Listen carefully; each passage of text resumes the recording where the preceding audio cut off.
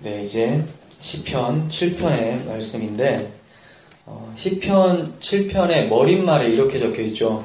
다윗의 시가yon. 네, 다윗의 시가yon. 이게 무슨 말인가? 이게 굉장히 옛날 책이잖아요. 옛날에 기록됐잖아요. 그래서 정확하게는 아무도 알 수가 없지만 성경을 통해서 조금 힌트는 잡을 수가 있습니다. 이 시편을 제외하고 유일하게 시가연이라고 단어가 나온 곳이 어디냐면 하박국 3장이 있는데 이것을 비교해보고 또 여러 학자들의 연구를 살펴보면 시가연이라는 말은 가변곡을 뜻한다고 합니다. 가변곡. 그러니까 무슨 변동이 있는 거죠, 중간에.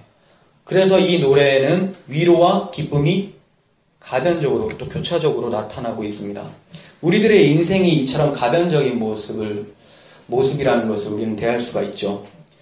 이 시의 머릿말에서 또 뒤에 이런 말이 있죠. 베냐민인 구시의 말에 따라 여호와께 드린 노래.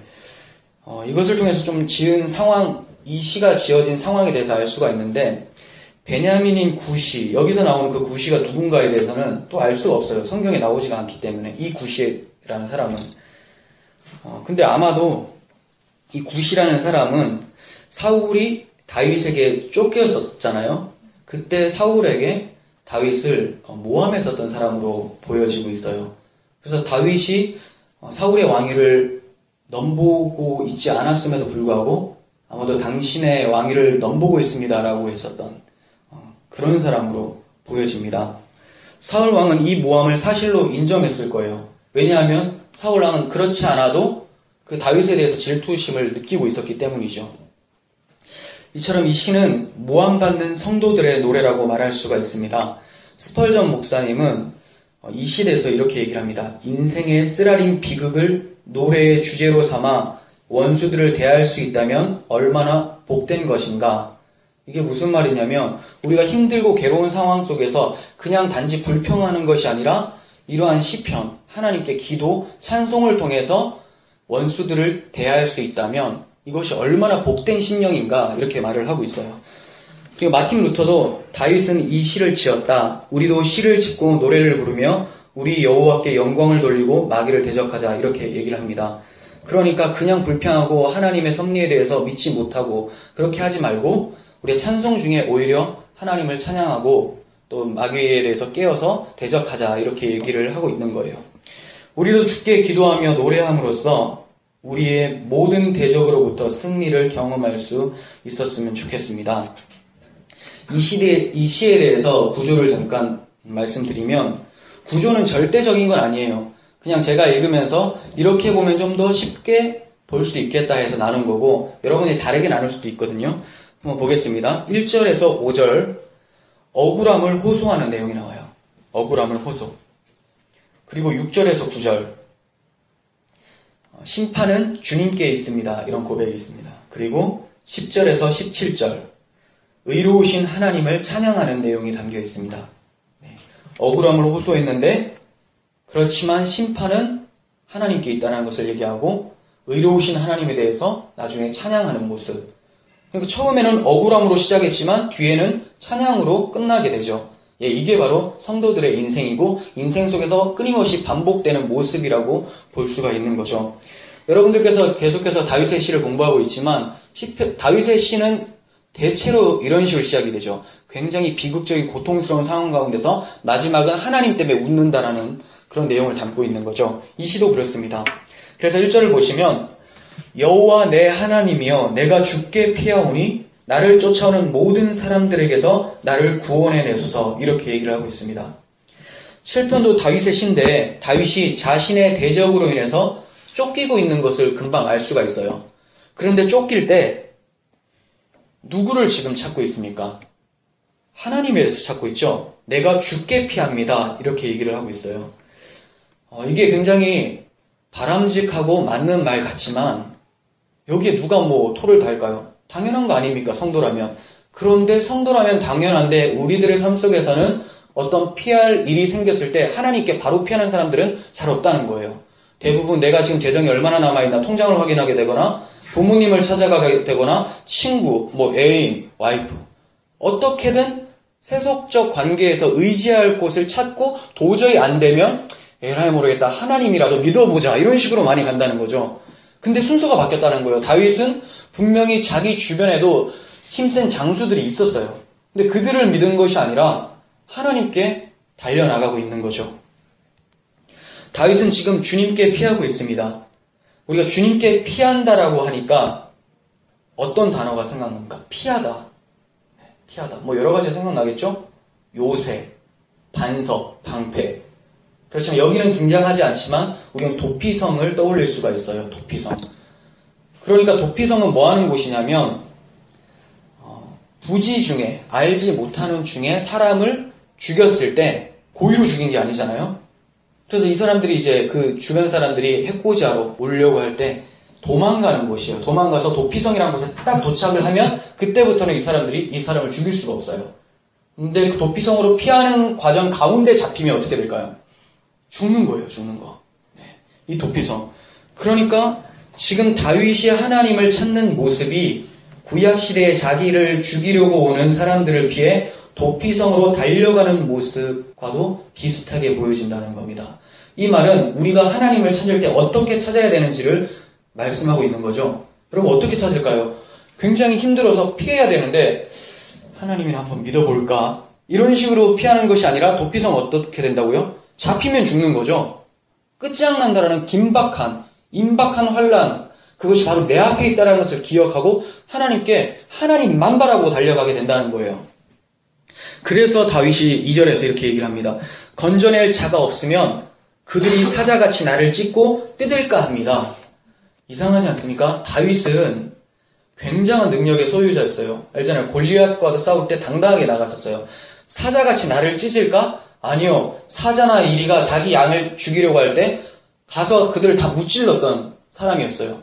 그런데 지금 사자나 뭐 이렇게 대적들을 두려워하면서 하나님을 찾고 있죠. 이 말은 뭐냐면 하나님이 나와 함께 하지 않는다면 나는 저 사람들을 이길 수가 없습니다. 아니 사자나 이리가 아니고 그냥 송아지라도 나는 이길 수가 없는 존재입니다. 이것을 기억하고 절대적으로 하나님을 의지하고 있는 모습을 발견하게 되는 거예요.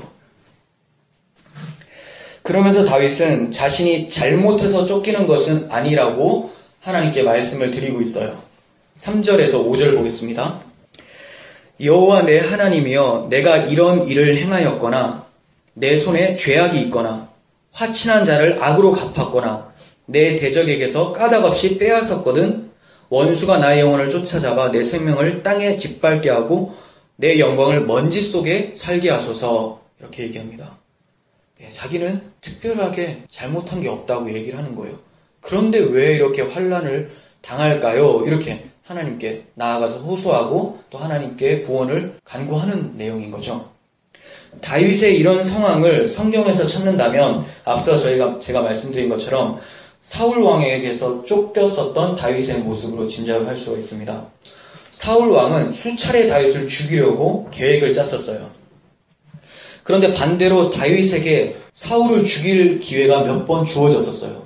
사울이 다윗을 죽이려고 하는데 좀처럼 다윗은 잡히지 않았는데 오히려 사울 혼자 있을 때 다윗은 그런 기회가 있었는데도 그를 죽이지 않습니다.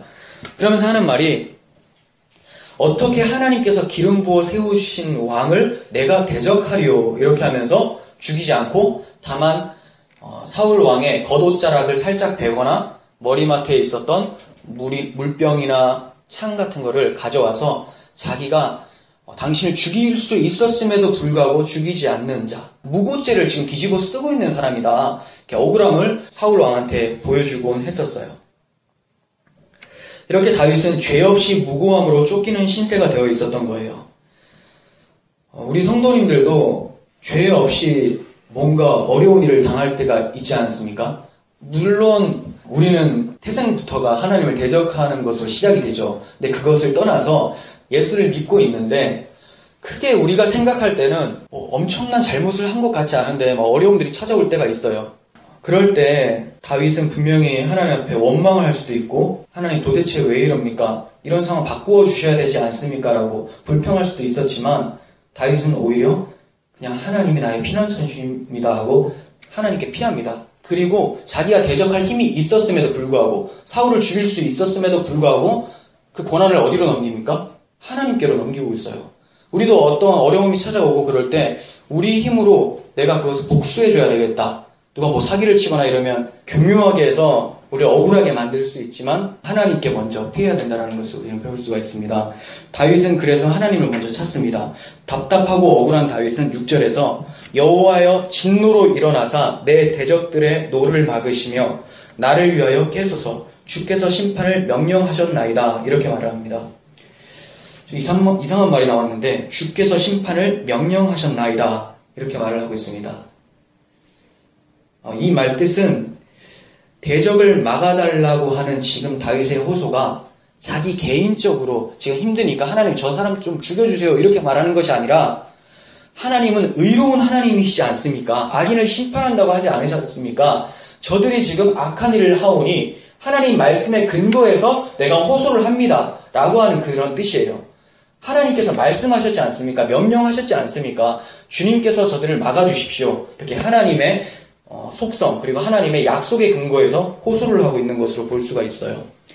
그런데 다윗은 분명 자신의 원수를 죽일 수 있는 상황이었음에도 불구하고 자신이 심판하지 않고 심판이 주님께 있음을 고백하는 것을 우리는 보게 돼요. 하나님 저들을 막아주세요 이렇게 얘기하고 있죠. 로마서 12장 19절에서는 내 사랑하는 자들아 너희가 친히 원수를 갚지 말고 하나님의 진노하심에 맡기라. 기록되었을 때 원수 갚는 것이 내게 있으니 내가 갚으리라 주께서 말씀하시니라 이렇게 말씀을 하고 있습니다. 여러분들이 다윗이라면 어떻게 하시겠습니까? 정말 우리가 힘이 없다면 세상적 힘이 없다면 어쩔 수 없이 하나님을 찾겠죠. 근데 더 중요한 것은 세상적 힘이 있음에도 불구하고 하나님께 먼저 매달리는 것이 순서라는 것을 우리가 기억했으면 좋겠습니다. 우리가 하나님을 먼저 찾는다는 것은 우리 마음 가운데 이미 겸손함이 바탕이 되어 있는 거예요. 내가 지금 이러한 세상적 힘을 가질 수 있는 것도 하나님의 은혜로부터 시작이 되었던 것이고 내가 지금 걸어다니고 저 사람을 해할 수 있는 힘을 가진 것도 하나님께서 힘을 주셨다는 것을 인정하는 데서부터 출발할 수 있는 것이 바로 가장 먼저 하나님께 나아가는 거라는 거죠. 7절을 보시면 세 번역으로 읽어드리겠습니다. 문민족들을 주님 앞으로 모으시고 주님께서는 그 높은 법정으로 돌아오십시오. 이렇게 말을 합니다. 그렇습니다. 모든 사람들은 그리스도의 심판대 앞에 서게 될 겁니다. 그때 그들의 행위대로 심판을 받게 된다는 거예요. 다윗은 최후 심판의 날을 기다리면서 지금 하나님께 호소하고 있어요. 하지만 하나님은 다윗이 기도하는 때에 즉시 다윗의 상황을 바꿔주거나 응답해 주시고 있지는 않아요. 우리들도 속상한 일, 억울한 일들을 하나님께 호소해 보지만 속히 그 기도의 제목들이 응답되는 경우는 드물죠. 하나님께서는 우리가 그러한 고난을 통해서 죄 없으신 주님의 고난을 이해하게 하시며 고난 중에 더욱더 하나님께 호소하고 하나님과 관계 맺을 수 있도록 그 모든 것들을 상황까지도 사용하고 계신다는 거예요. 이 억울함에 대해서는 끝이 없을 것 같습니다. 우리 상황을 바라보면 하나님은 즉시 응답도 안 해주실 것이고 이거 계속해서 당하는 것만 있는 거 아닌가 이렇게 억울할 수도 있지만 이 억울함에는 반드시 끝이 있습니다. 반드시 주님은 주님의 때 우리에게 공의로움으로 갚아주실 것입니다. 8절에서 9절 여호와께서 만민에게 심판을 행하시오니 여호와여 나의 의와 나의 성실함을 따라 나를 심판하소서. 악인의 악을 끊고 의인을 세우소서. 의로우신 하나님이 사람의 마음과 양심을 감찰하시나이다. 다윗은 여호와께서 모든 악을 심판하시는 심판자, 재판장이라는 것을 말씀하고 있어요. 그러면서 자신의 의, 성실함으로 자신을 심판해달라 이렇게까지도 얘기하고 있는 거죠. 우리가 얼핏 보면 굉장히 뻔뻔해 보여요. 무슨 자기가 뭐가 잘나가지고 저들은 심판해달라고 하고 나의 의를 보시고 나의 성실을 따라서 나를 심판하소서 이렇게 누가 말할 수 있겠습니까?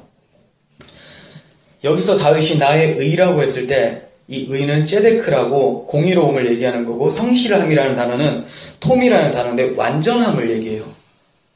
더 심각해지죠. 나는 의롭다. 나는 완전합니다. 나를 한번 심판해 보십시오. 제정신이 아닌 것 같아요. 그런데 이가 어떻게 그렇게 말을 할 수 있었을까? 하나님께서 아브라함을 의롭다 여기세요. 근데 어떻게 의롭다고 여길까요? 여호와께서 아브라함이 여호와를 믿음을 보시고 의롭다고 하셨다. 창세기 15장 6절에서 말씀하시죠. 다윗이 이렇게 하나님 앞에 담대하게 나갈 수 있는 것은 다윗이 하나님과의 언약 관계 속에 있고 하나님의 약속을 지금 믿고 있기 때문에 나의 의가 아니라 하나님이 나를 구원하시고 나를 의롭게 여겨주신다라는 그 사실을 믿고 나아가는 거예요. 그러니까 오히려 의역을 하면 이런 거죠. 하나님, 저들을 심판해 주세요. 솔직히 저들이나 나나 똑같은데 나도 저들이 심판당하면서 나도 죽어야 되는데 하나님, 그렇지만 내가 가지고 있는 의 아시죠? 바로 하나님의 의입니다. 나는 죄인인데 우리 하나님이 덧입혀준 이 의를 가지고 주 앞에 나아갑니다. 그러니까 오히려 심판해 주세요에 초점이 있는 것이 아니라 하나님께 감사함으로 나아가는 것에 초점이 바뀌어지게 되는 거예요. 이 사실을 이해하게 될 때는. 그러니까 우리도 누가 우리를 공격하고자 할 때 하나님, 저들을 심판해 주세요. 솔직히 그런 마음이 막 튀어나오잖아요. 근데 우리 자신이 원래 어디서부터 출발했는가를 다시 한번 묵상하게 되면 저들이나 나나 똑같다. 내가 그 예수를 죽인 자다라는 것을 인식하게 될 때는 나는 오히려 저들의 죄를 용서해달라고. 왜냐하면 하나님은 그러한 나의 죄도 용서하셨는데 내가 저들을 어떻게 용서하지 못할까? 이쪽으로 가게 되겠죠. 그러니까 복음을 제대로 이해하게 되면 화살이 바깥쪽으로 향하는 것이 아니라 스스로에게 향하게 되고 그것을 통해서 하나님께 감사, 감격이 터져나오게 된다는 거예요. 다윗이 이렇게 고백한 것은 각 사람의 행위대로 심판하시겠다라는 말씀의 뜻이기도 합니다. 우리가 하나님께 억울함을 호소할 수 있는 것도 우리의 무흠함으로 인함이 아니라 그리스도의 의로 인함임을 기억하시기를 바랍니다. 다윗은 사울에게 특별한 잘못을 한 적도 없고 하나님 앞에 큰 범죄함이 없었는데 왜 이렇게 미움과 박해를 당하고 있을까요? 왜? 하나님 훈련하시는 거니까? 네, 그거는 당연한 정답이죠. 그렇지만 조금 더 깊이 살펴볼 필요가 있어요. 하나님의 섭리다라고 하면 더 이상 할 말이 없어지잖아요. 근데 그걸 말하고자 하는 것이 아니라 왜 이렇게 잘못이 없는데 미움과 박해를 당하고 있을까? 그 이유는 하나님께서 그를 택하시고 그에게 기름 부어 성령으로 충만하게 하셨기 때문이에요. 악령은 성령을 거스르려고 별짓을 다 하죠. 예, 성령의 반대 악령이죠. 근데 악령이 따로 있다고 생각하시면 안 돼요. 성령이 없는 상태가 악령에 사로잡힌 상태인 거지, 성령은 없는데 악령도 없는 중간 상태, 이런 거 없어요. 그 어떻게 알 수 있느냐? 사무엘상 16장 13절을 보시면 읽어드릴게요. 사무엘이 기름 뿔병을 가져다가 그의 형제 중에서 그에게 부었더니, 다윗에게 이제 기름을 붓습니다. 이날 이후로 다윗이 여호와의 영에게 크게 감동되니라. 네. 사무엘이 떠나서 라마로 가니라. 자, 다윗을 왕으로 세우기 위해서 사무엘이 하나님의 지시를 받아 기름을 붓습니다. 예, 신약으로 표현하자면 성령을 붓는 것과 비슷한 연출이 나오는 거죠. 성령이 임하는 것과. 그리고 여호와의 영이 사울에게서 떠나고 여호와께서 부리시는 악령이 그를 번뇌하게 한지라, 이렇게 얘기를 해요. 사울은 그러면 일단 성령이 있었던 사람이죠. 근데 그 성령이 있었다는 것은 굉장히 이제 교리적으로 민감해지는데, 이것은 왕의 사역을 할 수 있도록 하나님께서 이끄시는 정도로 볼 수 있는 것 같아요. 구원이라고 하기보다는. 그런데 이 여호와의 영이 사울에게서 떠나니까 사울에게 즉시 뭐가 들어갑니까? 악령이 들어가서 그를 번뇌하게 한다고 합니다. 말씀드렸다시피 악령은 다름이 아니라 성령의 부재 상태예요. 귀신이 들려서 미친 상태에 있는 자들만이 악령에 사로잡혀 있는 것이 아니라 성령이 없는 자들은 다 악령에 사로잡혀 있는 상태예요. 그런데 그것이 겉으로 사회생활을 못하도록 표출되는 정도는 이제 악령이 그렇게 역사를 하는 거고, 대부분 사회생활을 하는데 정상적인 사람들 있죠. 이런 사람들도 악령에 잡힐 수 있는 거죠. 뭐가 그러면 악령이냐 성령이냐 가릴 수 있냐면, 성령께서 하시는 역할이 뭡니까? 그가 오시면 나를 증언할 것이오라고 하면서 그리스도를 증언하는 영이잖아요. 그리스도의 생명을 공유할 수 있도록 이끌어주시는 분인데, 그 그리스도를 대적하는 것이 악령의 역할이죠. 그러니까 사회생활은 동일하게 다 할 수 있고 원만한 관계를 유지하지만, 유독 여러분들이 성도로서 그리스도의 복음을 가지고 나아갔을 때 여러분들을 박해하고 그 말씀을 듣지 않는다면 그것이 악한 영에 사로잡혀 있는 상태라는 거예요. 그러니까 괜히 귀신 들려가지고 생활을 못하는 사람만 불쌍하게 여기는 것이 아니라 여러분들의 복음을 받지 않는 자들을 위해서도 기도를 하셔야 된다는 거예요. 우리 교회는 외형적으로 귀신 들려 있는 자가 안 보이는데, 보이면 안 되겠죠. 근데 예전에 사역했던 곳에서 종종 봤었거든요. 전전에. 진짜 막 심각해요. 막 눈도 막 뒤집어지고 힘이 막 장사가 되고 막 이상한 소리 내고. 별로 무섭진 않았어요. 왜 그러냐면 그 자나 이렇게 신사도 운동에 빠져 있는 자나 비슷하게 보였어요. 저는. 이분이 지금 약간 난동을 부리시는구나. 근데 다른 사람들은 언제 느끼느냐? 복음을 막 전하잖아요. 설교 시간 계속 자요. 대적하는 거죠. 자요. 못 듣겠는 거예요. 근데 꿈 얘기를 하고 환상 얘기를 하고 하면 엄청 잘 들어요. 저는 그 얘기를 안 했는데 누가 그런 얘기를 하면. 그래서 제가 말씀을 전할 때 잘 들으라니까 재미없대요. 성경을 얘기를 하면 지루해요. 성경 외의 얘기를 좋아하는 거. 그게 바로 악령인 거죠. 악령. 그 사람들 구원이 없다라고는 제가 말할 수 있는 부분은 아니에요. 왜냐하면 성도인데도 불구하고 악한 영에 휘둘릴 수는 있죠. 구원이 취소될 정도는 아니더라도 혼잡해지고 막 혼란스러울 수는 있어요. 굉장히 안타까운 상황인 거죠. 이렇게 악령의 역할은 그리스도를 대적하는 것임을 알 수가 있습니다. 그렇다면 악령이 임한 사울이 성령이 임한 다윗을 박해하는 것도 동일한 이유겠죠. 뭐 때문에? 뭔가 그리스도와 연결이 되어 있으니까. 복음을 거스르기 위해서입니다. 다윗의 자손으로 그리스도께서 오셨기 때문이죠. 그리고 그리스도를 통한 구원, 즉 복음을 이루지 못하게 하기 위해서 악령이 다윗을 가만히 두지를 않는 거예요. 그러니까 마귀가 사울을 사용해서 다윗을 대적을 하는데 다윗을 대적하는 것이 아니라 다윗에게서 오실 그리스도를 대적하려고 하는 거예요. 마귀는 다윗의 나라에 관심이 없어요. 그 나라가 세워지는 것에 관심 있는 것이 아니라 하나님께서 다윗의 나라를 통해서 그리스도의 나라를 그림자로 보여주고 계시잖아요. 그 그리스도의 나라를 박살내기 위해서 다윗을 박해하는 거예요. 근데 너무나 놀라운 것은 다윗이 그 사실을 알고 있는 거죠. 자기 개인적으로 박해가 임한다라고 생각하지 않고 나의 박해는 하나님께서 나에게 약속하신 것처럼 나에게 자손을 허락해 주실 것이고 그 자손을 통해서 나의 집을 건축하겠다라고 하셨던 예수 그리스도의 나라를 박해한다라는 것을 알고 있었던 거죠. 그래서 항상 다윗의 시편을 보시면 처음에는 개인적인 호소가 나와요. 개인적인 괴로움, 개인적인 대적들에 대해서 얘기를 하다가 이후에는 천하 만민의 구원, 여호와의 대적으로 확장이 되어져 가고 있죠. 자기 대적인데 여호와의 대적이라고 해요. 왜 그렇습니까? 자기가 그리스도를 믿고 있는 사람이기 때문에 하나님의 약속, 그리스도께서 오실 그 통로이기 때문에 그것을 박해한다는 것을 알고 있었던 것이죠. 우리 성도들에게도 마찬가지입니다. 여러분들이 나가서 복음을 전한다면 반드시 마귀는 가만히 두지 않죠. 어떤 상황을 통해서라도, 사람을 통해서라도, 환경을 통해서라도 우리를 계속 거스를 거예요. 그렇지만 우리는 그냥 개인적으로 저 사람이 나를 대적한다고 해서 진짜 짜증난다. 이렇게 가면 안 되는 거죠. 그건 다윗이 하나님 저 사람 내 대적이에요 하고 끝나는 거예요. 근데 다윗이 뭐라고 합니까? 이건 바로 여호와의 대적입니다. 여기까지 가잖아요. 여러분들이 눈을 열어서 나를 박해하는 것이 아니라 내 안에 계신 그리스도를 박해한다는 것까지도 볼 수가 있어야 된다는 겁니다. 그렇게 되면 우리는 그들을 바라볼 때 더 측은한 마음으로 바라볼 수도 있겠죠.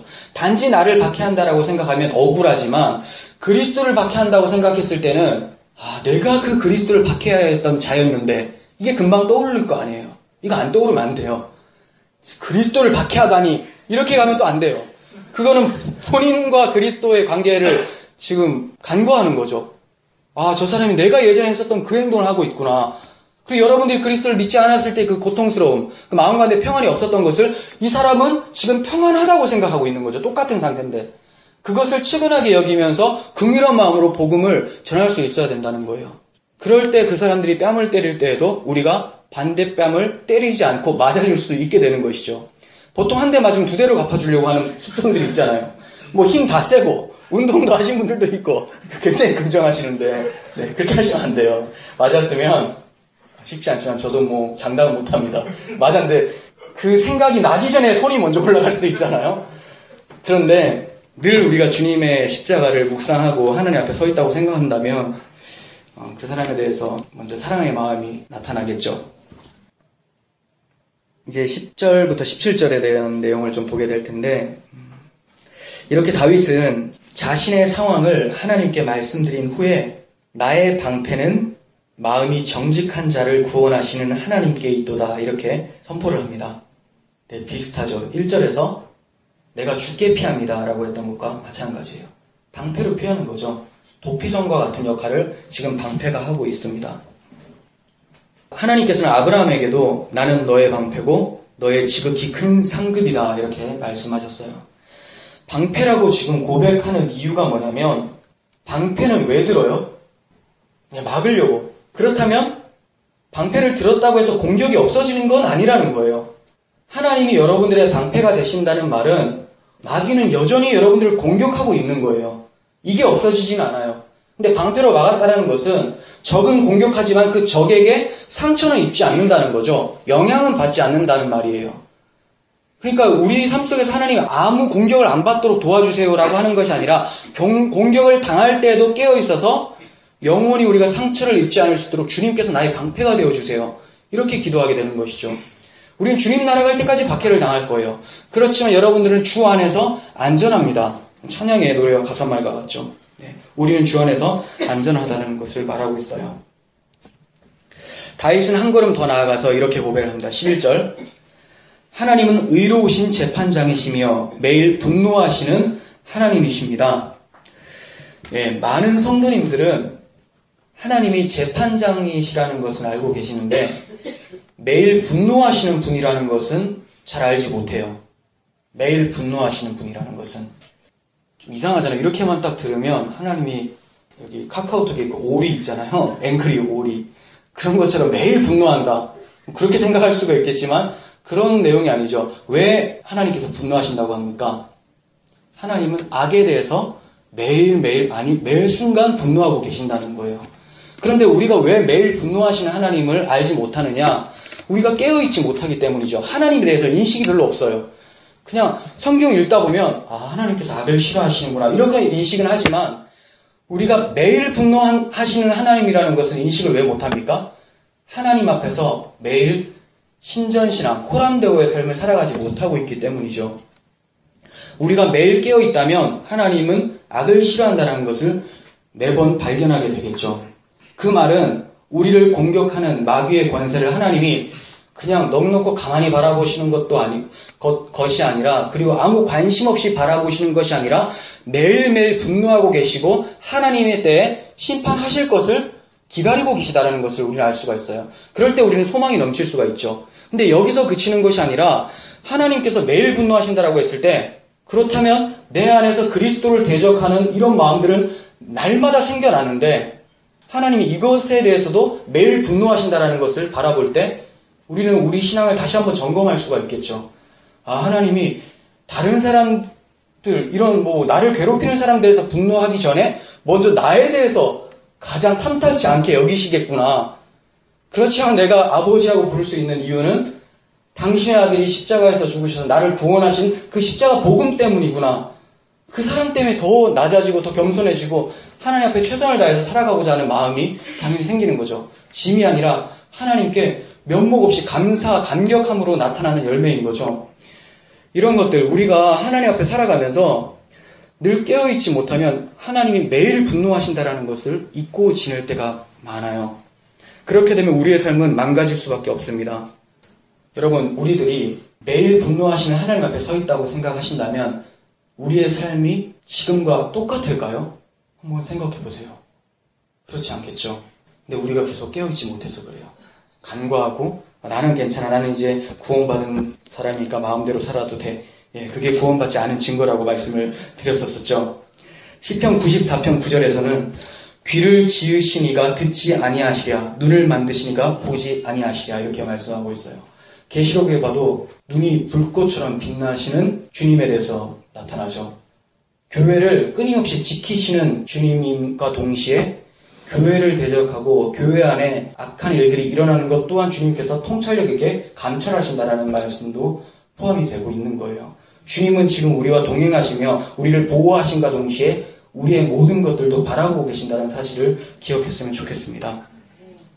여러분, 항상 깨어서 의로우신 재판장 하나님께서 악에 대해서 분노하고 계시다는 것을 기억하십시오. 그렇게 함으로 한편으로는 더욱 겸손해서 진지하게 신앙생활을 할 수 있을 것이고, 또 한편으로는 대적의 공격을 모른 척하지 않으시는 하나님께서 반드시 하나님의 때에 우리를 구원하시고 그 대적을 물리쳐 주신다라는 그 용기와 소망을 잃지 않고 신앙생활을 할 수 있는 거죠.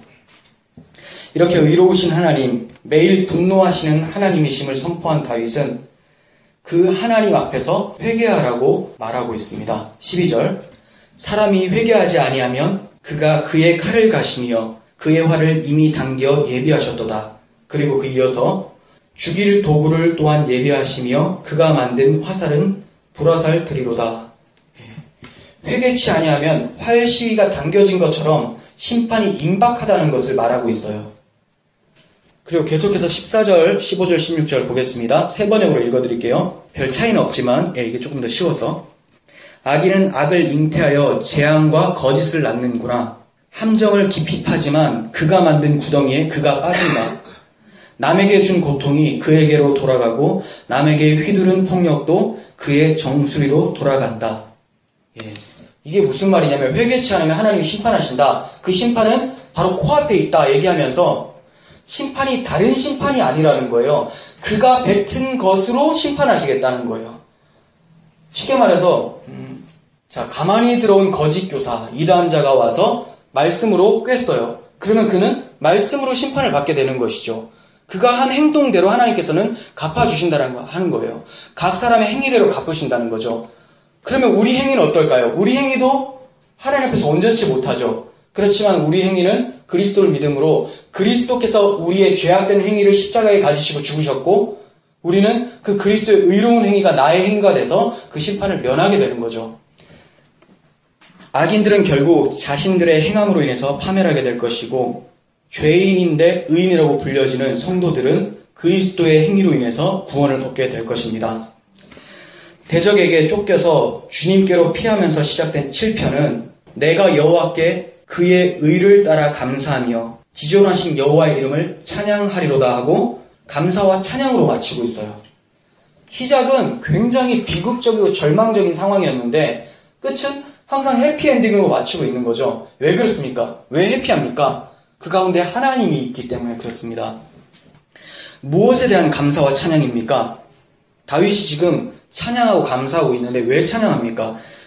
1차적으로는 비록 자신은 대적을 피해 도망하는 신세지만 의로우신 하나님께서 반드시 공의로운 판결로 억울한 심정을 헤아려 줄 것을 믿고 있기 때문에 감사와 찬양을 하고 있는 것이죠. 이것이 성숙한 그리스도인의 자세입니다.